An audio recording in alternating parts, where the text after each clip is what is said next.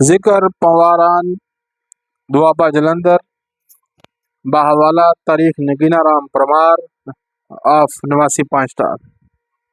پرمار راجپوتوں کی 35 شاخوں میں اومٹ ایک مشہور و معروف شاخ ہے جس کے افراد مالوے کے علاقہ اومٹ واڑہ میں آباد ہیں۔ اس علاقے میں جہاں اومٹ راجپوتوں کے بے شمار مواضعات واقع ہیں وہاں اس قوم کی 2 ریاستیں نرسنگھ گڑھ اور راج گڑھ ہیں۔ اول الذکر ریاست 4,50,000 روپیہ سالانہ آمدنی کی ہے جس کے فرمانروا مہاراجہ ارجن سنگھ صاحب بہادر اب گدی نشین ہیں، اور مؤخر الذکر ریاست 3.5 لاکھ روپیہ سالانہ آمدنی کی مہاراجہ بل بہادر سنگھ جی کے زیر حکومت ہے۔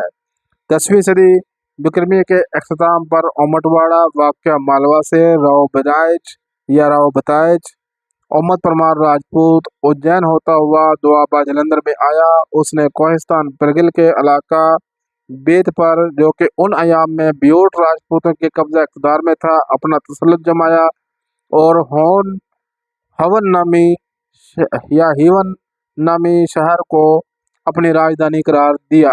ان ایام میں بھاٹی راجپوتوں کی سلطنت تقسیم در تقسیم ہو جانے کے باعث بہت کمزور ہو چکی تھی۔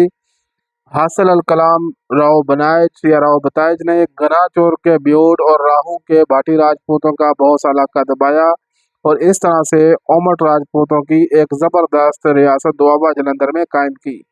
اس کی اولاد شہر ہیون میں قیام پذیر رہ کر مدت تک حکمرانی کے ڈنکے بجاتی رہی۔ جس زمانے میں راجہ انند پال والی لاہور محمود غزنوی کے ساتھ مارکا آرائیوں میں مصروف تھا ان ایام میں راؤ ہنیشور راج ہیون کی گدی پر رونق افروز تھا۔ ہندوؤں کا ستارہ غروب ہونے کو تھا۔ راجہ انند پال کے مقابلے میں محمود فتح یاب ہوا اور لاہور ہوتا ہوا کانگڑے پر حملہ آور ہوا۔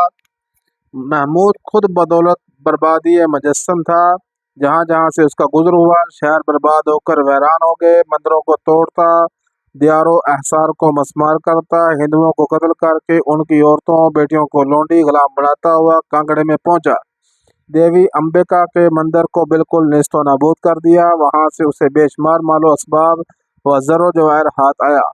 محمود کی ایک حصہ فوج نے ہیون، بنگا اور سڑویا کو جو ان ایام میں اومٹ راجپوتوں کے مشہور ٹھکانے تھے تباہ کر دیا۔ محمود کے اس حملے سے اومٹ راجپوت کی طاقت کو سخت نقصان پہنچا۔